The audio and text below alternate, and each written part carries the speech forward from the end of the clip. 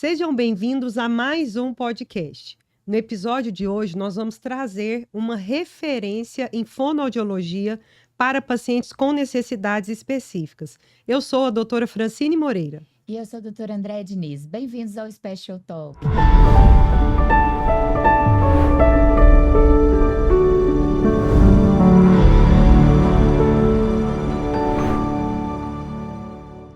A nossa convidada de hoje está arrasando, né? Tá. E fiquei sabendo que é exclusiva, né? Exatamente. E ela não cede entrevista para qualquer um, não. Então, eu vou deixar você se apresentar. Seja bem-vinda, Liliane. Obrigada. É um prazer te receber aqui. Obrigada.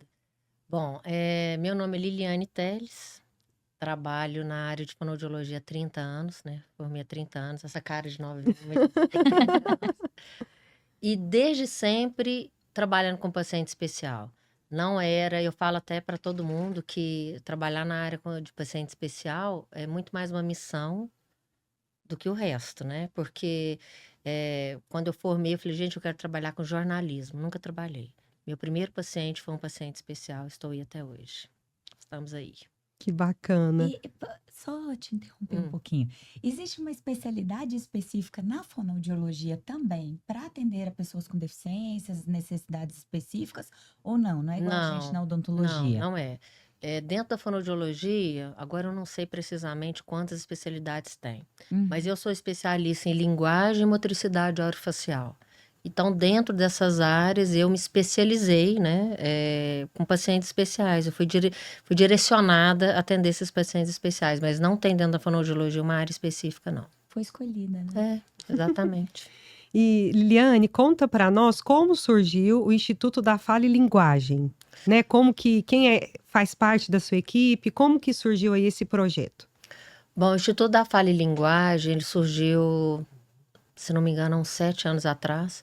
Eu e Ceiser, nós trabalhávamos numa clínica, e aí e era uma clínica de psicologia, mas os nossos pacientes, eles são pacientes diferentes, né?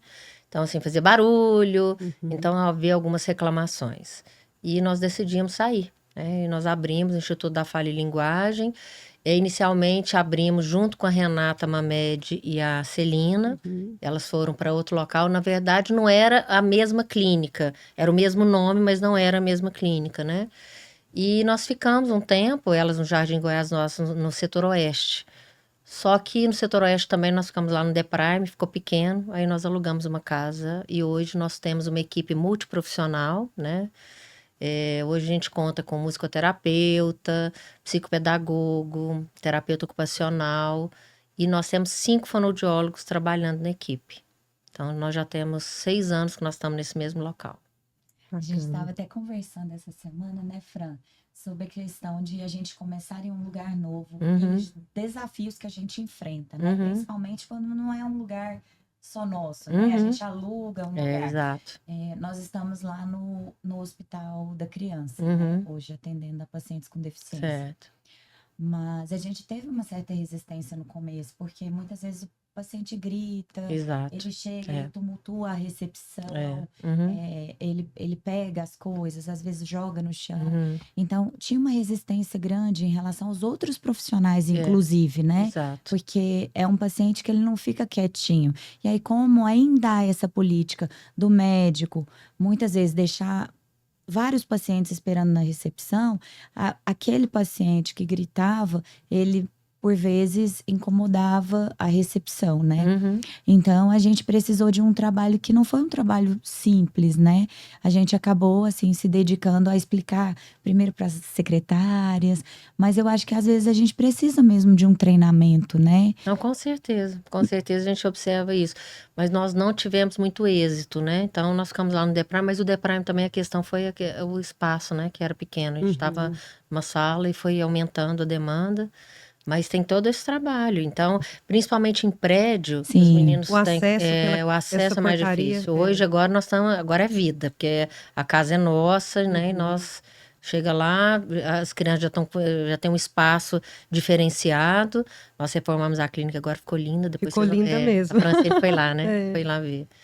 Mas é isso. Então, E- o nosso sonho se tornou realidade. Que bom. E vocês atendem muitos pacientes autistas. Muito. Conta para nós, Lili, quais são os principais desafios na fonoaudiologia relacionada ao autismo?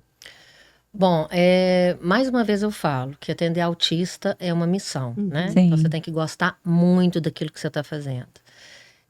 Para mim, o maior desafio são os pais, na verdade, assim, a expectativa dos pais, né? Porque muitos deles passam por vários profissionais e eles não vão alcançar aquilo que eles querem, porque muitas das vezes é uma coisa meio, né, mais utópica do que real, né? Mas nós vamos tentando trabalhar da melhor forma possível dentro dessas possibilidades, mas o que me angustia muito é isso, essa expectativa, e chega pra gente e fala assim, nossa, eu cheguei aqui porque falaram que você vai dar conta do meu filho, né? E a gente, muitas das vezes, não vai ser o que os pais idealizam, né? Vai ter uma melhora, Vai mas ter uma talvez não. melhora, não do tanto que eles gostariam que fosse, né? Mas atender autista eu acho um trabalho, assim, maravilhoso. Eu tenho um apego, né? Os meninos, eles chegam para mim, deitam no meu colo. Eu consigo lidar bem com isso, né? Então, atender os pacientes eu não acho tanto desafio, mas é questão da expectativa. Lógico que você tem que ter uma formação, você tem que... os pacientes, eles te testam desde o primeiro momento. Então, se você não conseguir naquele primeiro momento, aí acabou. Então, desde o primeiro momento, você tem que ser doce, mas firme, né? Mostrar que você é ali, que está organizando, que você está entendendo, eu falo muito. Então, eles nem se comunicam verbalmente, alguns, nem tem comunicação alternativa, porque no momento que chegam, a gente nem implementou, mas eu mostro para eles, eu tô te entendendo, eu sei o que você quer, eu tô aqui para te ajudar, eu sou sua amiga. E eu acho que isso dá um acalento para eles, né? E, Lili, eu sei que geralmente, quando a gente fala de autismo, a expectativa está muito ligada à fala, né? Mas além da fala, tem outras alterações que os autistas apresentam? Porque a gente acha assim, ele precisa de ir na fono para Falar. conseguir falar. Tem outras, né, outras alterações Comorbidades, que... alterações. Isso. Nós temos sim. Bom, dentro do autismo, se não me engano, um percentual de 65% das crianças, elas têm o que a gente chama de apraxia da fala na infância. Pode ser que eles não se comuniquem verbalmente. Então, o trabalho da fono, antigamente, quando me formei, era trabalhar a fala. Hoje a gente implementa a comunicação. Então a criança tem que se comunicar. Eu tenho vários pacientes com comunicação alternativa que se comunicam muito bem, né? Então eles têm um comunicador, a família tem que ter uma adesão muito grande, a escola também. Então, uma das principais comorbidades associadas ao autismo é os transtornos motores da fala, dentre eles a apraxia da fala na infância. Mas nós temos também pacientes com seletividade alimentar, que faz, né, que trabalha tanto a fono quanto a terapia ocupacional e a psicologia também, porque muitos deles são problemas comportamentais. Nós temos problemas relacionados à disfagia, que é a dificuldade para a deglutição. Uma vez que esse paciente não consegue fazer uma mastigação eficiente, daqui a pouco ele não vai conseguir estar deglutindo. Então, nós temos que fazer todo um trabalho de base para favorecer esse processo de alimentação também, né? Alguns pacientes nível 1 de suporte, eles vão ter outras coisas associadas, como distúrbio de leitura escrita, que é um trabalho também voltado para a fonoaudiologia, e por aí. Então, assim, a fala é o principal, mas nós temos também essa questão da comunicação gráfica, nós temos a questão da alimentação e também da disfagia. E a gente sempre fala que a odontologia tá meio excluída, né? E apesar de a gente ver, por exemplo, que é uma luta para vocês também, fonoaudiólogos, a gente vê que vocês estão lá na frente, né? Que vocês adquiriram mesmo esse espaço nas equipes multidisciplinares, que as terapias para pacientes com autismo, elas são frequentes na fonoaudiologia. Então fala pra gente, como você acha que nós podemos te ajudar, né? Com a parte de odontologia, na resolução desses transtornos que acontecem no paciente autista? Bom, eu levanto a carteirinha para você. Assim, eu encaminho muito paciente Que para o bom. odonto, porque nós temos que... Aquela frase, né? A forma dita a função. Então, se a gente vai trabalhar com o paciente, tanto a fala quanto a alimentação, nós vamos ter que primeiro dar uma organizada dentro dessa cavidade oral. Então, eu encaminho direto. Porque uma vez que o paciente tem um quadro de mordida cruzada, não vai ter jeito de a gente estar trabalhando adequadamente. Ou o paciente tem uma alteração de fala, também uma maloclusão, nós vamos ter que fazer esse trabalho em conjunto. Então, eu acho primordial o trabalho do odontólogo junto ao paciente, né, não só o autista, né, mas os pacientes que apresentam problema de fala e de alimentação. Como é que eu vou conseguir fazer um trabalho de mastigação, sendo que essa criança não tem uma boa saúde bucal, tem alguma alteração? Então, é complicado. Então, a gente não faz milagre. Então, o trabalho tem que ser realmente em conjunto. Eu tenho alguns pacientes que, devido à seletividade alimentar, acabam não tendo um bom desenvolvimento de face, né? De músculos da De mastigação, crescimento, de aham. crescimento de mandíbula e maxila. Então, assim, é muito importante a gente trazer esse tipo de informação também, né? Até para as famílias, porque eu acho que há um desgaste das famílias também, né? São muitas terapias, Isso que eu ia muitas falar. horas de terapia.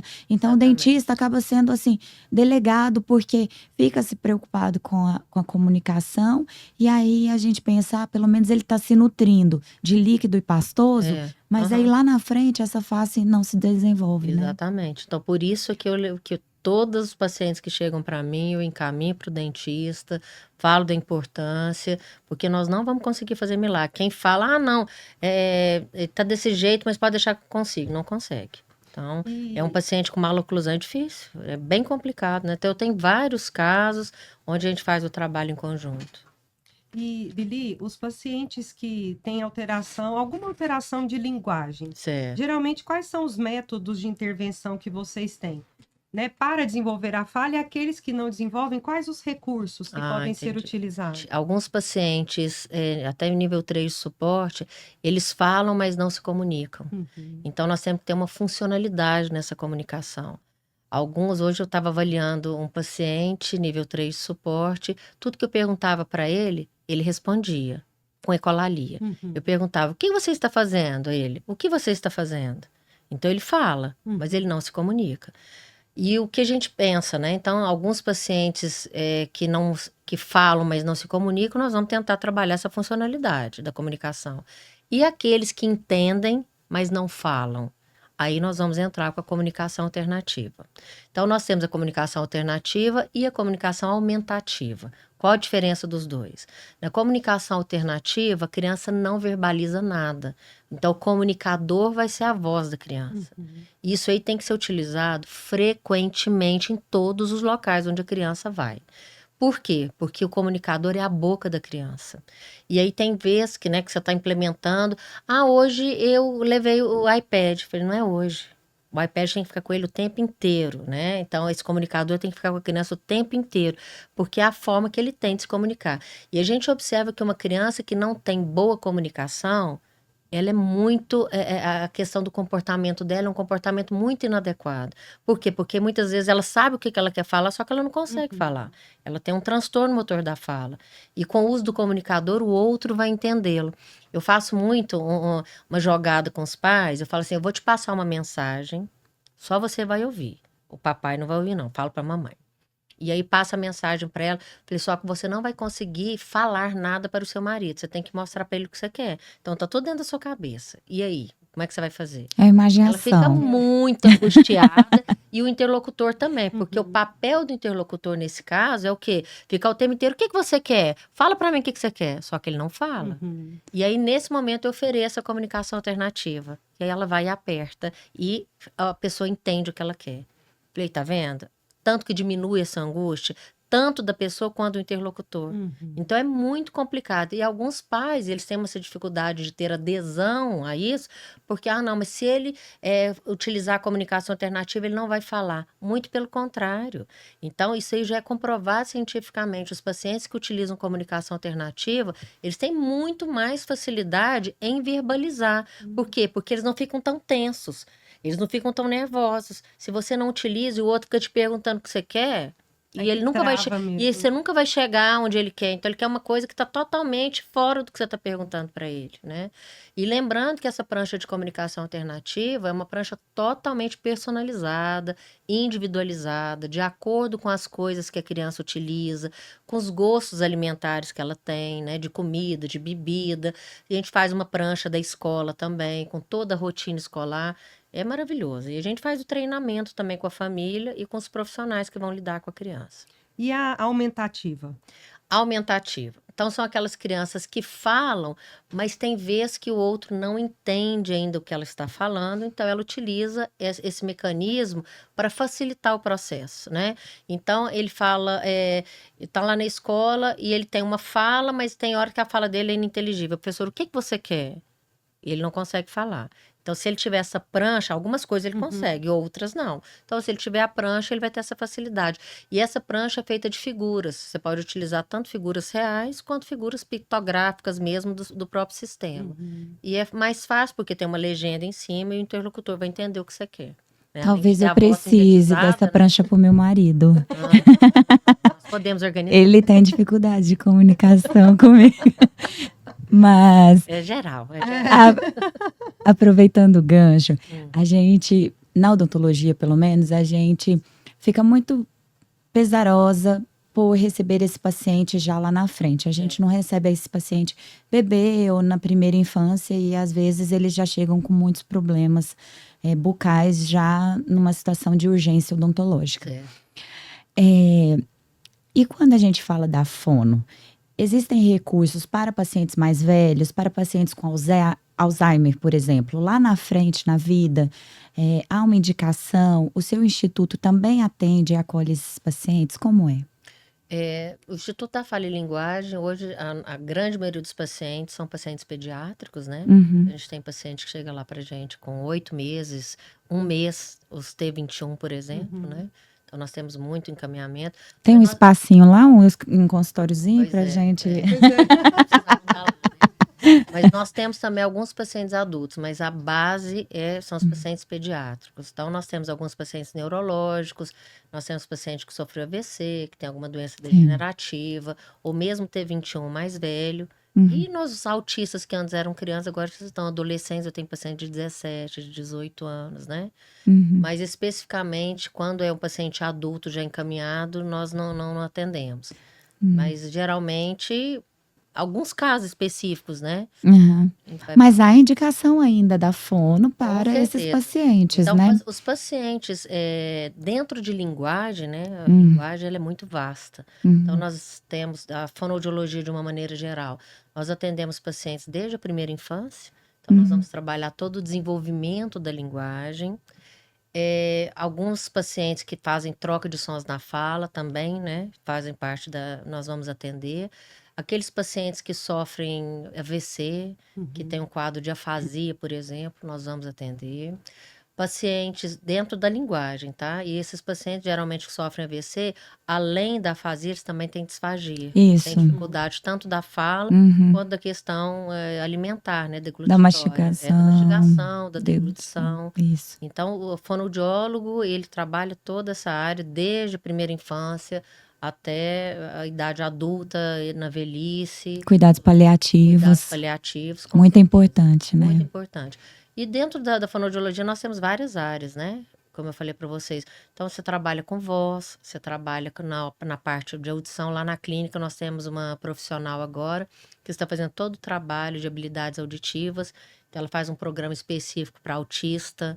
Tem um programa que é chamado Método Sena, que a gente utiliza também para paciente, para trabalhar atenção, paciente TDAH.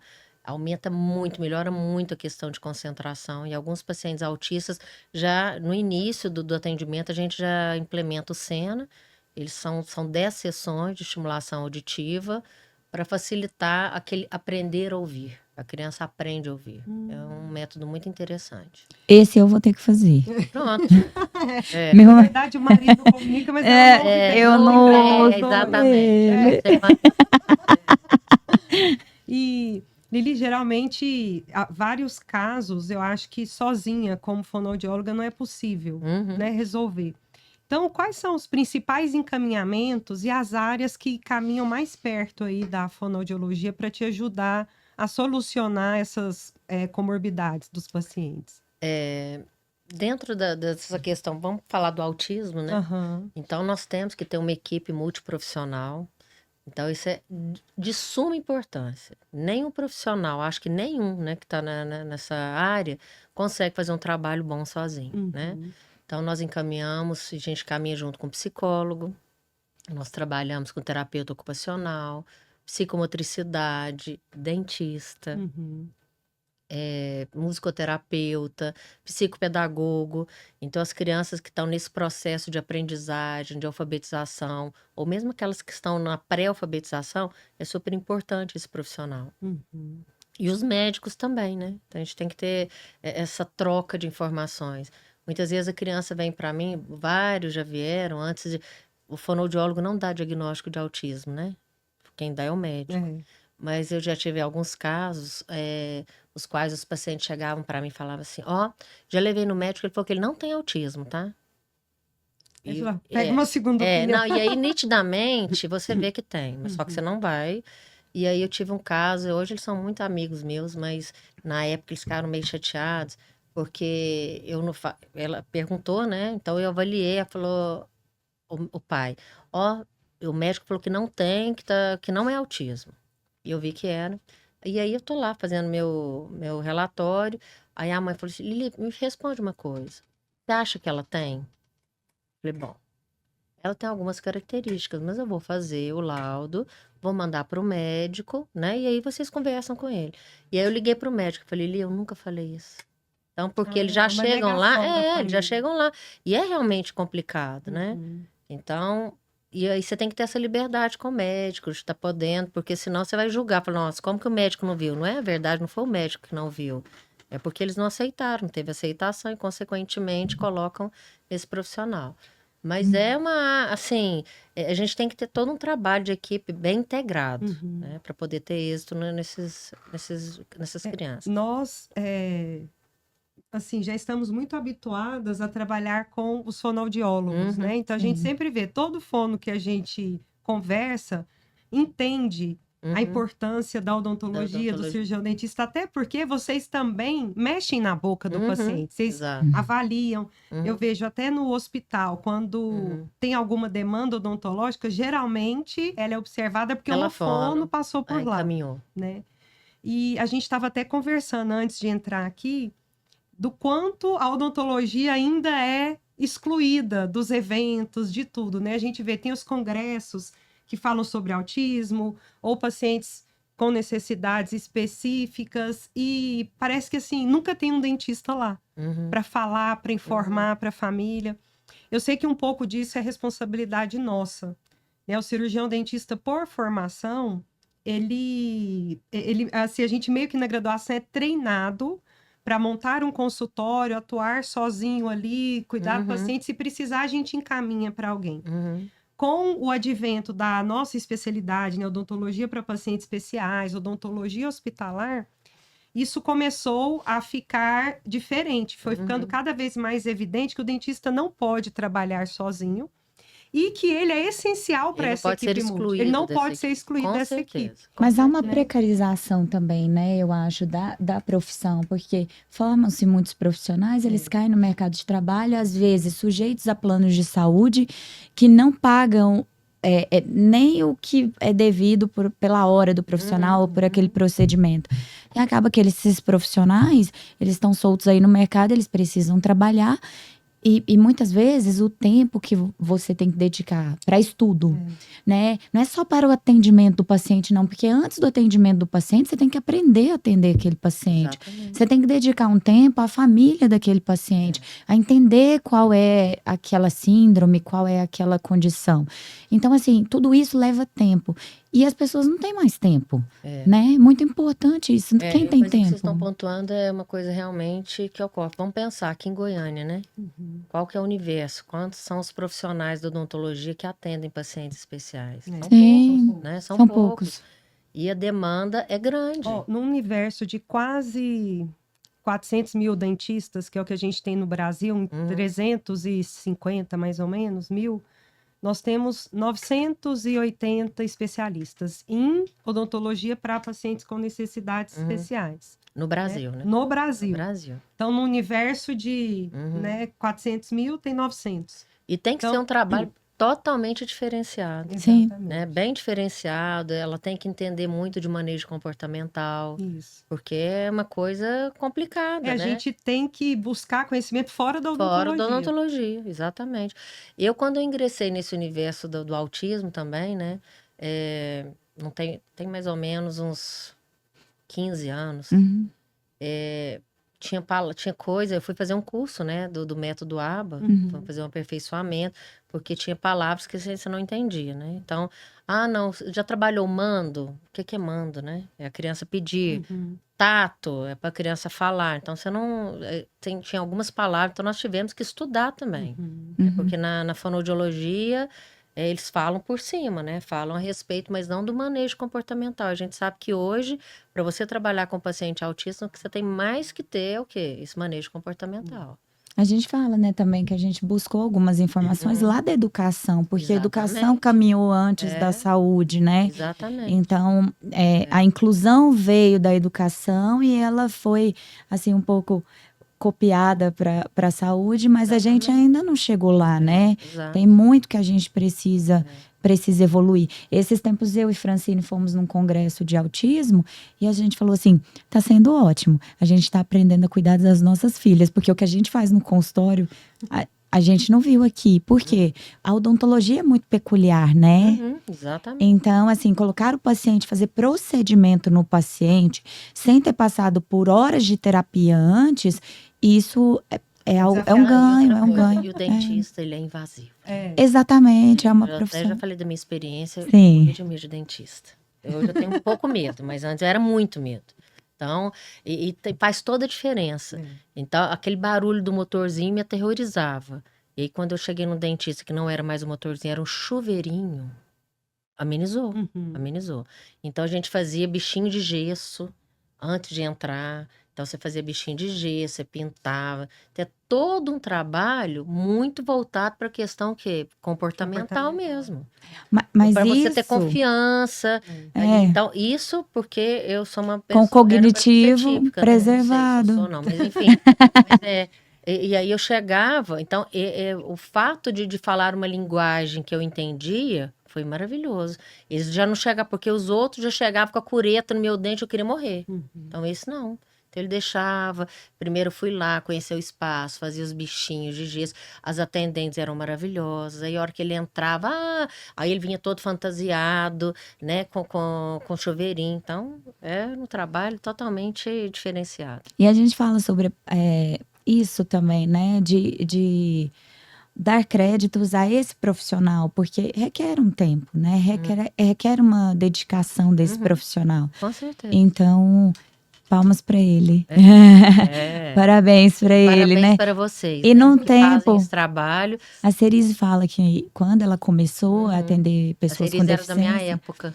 Sim, ela fala que alguns professores da própria universidade, eles quiseram tirar ela de lá. Eles falavam, leve a Cerise e os pacientes dela para o Campus 2.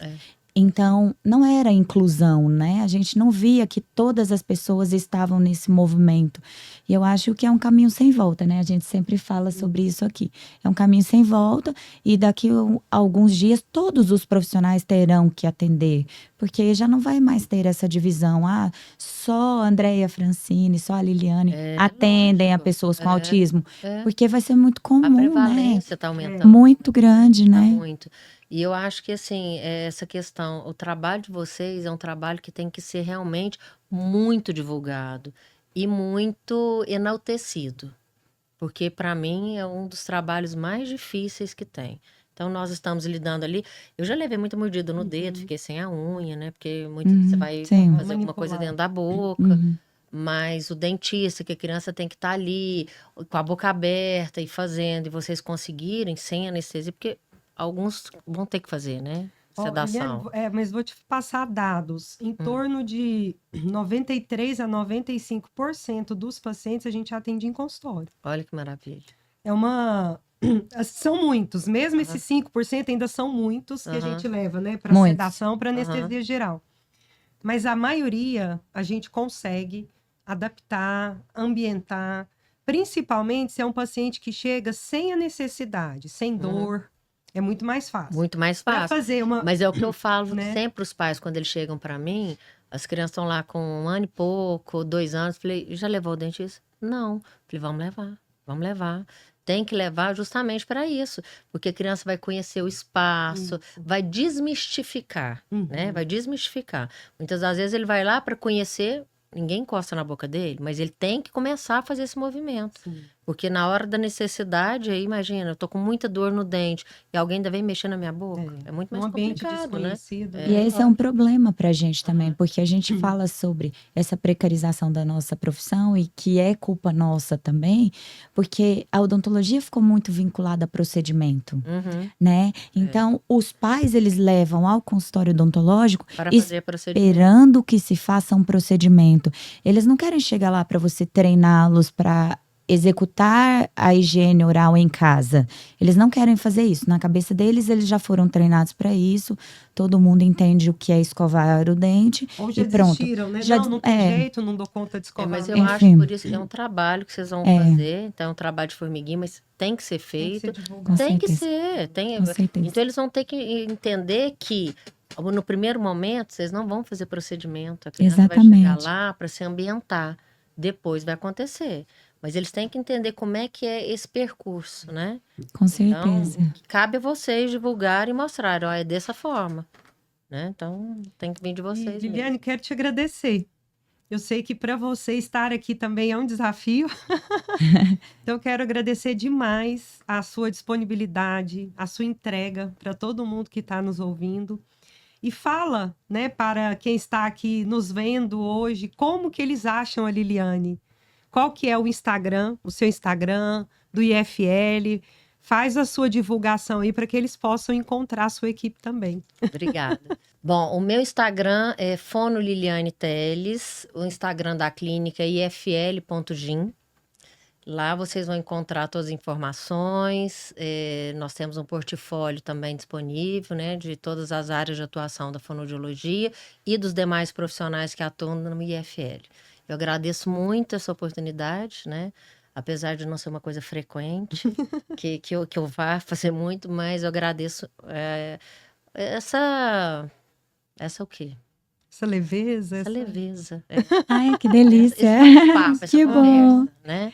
Espero que tenha contemplado o que vocês queriam. Né? Com certeza. Lili, eu queria te agradecer também, porque eu, como uma pessoa que tem medo de dentista também, eu sei como é estar trancada numa sala com 2 dentistas. Eu imagino como isso afeta o seu psicológico. Porque eu também tenho dificuldade de ficar presa com a Francine em alguns ambientes. Brincadeira. Mas foi ótimo, foi um papo super gostoso. Eu quero deixar, inclusive, o convite aberto para outros bate-papos como esse. Já aproveitar e te laçar, porque eu sei que foi difícil para esse, aí a gente já deixa combinado próximo.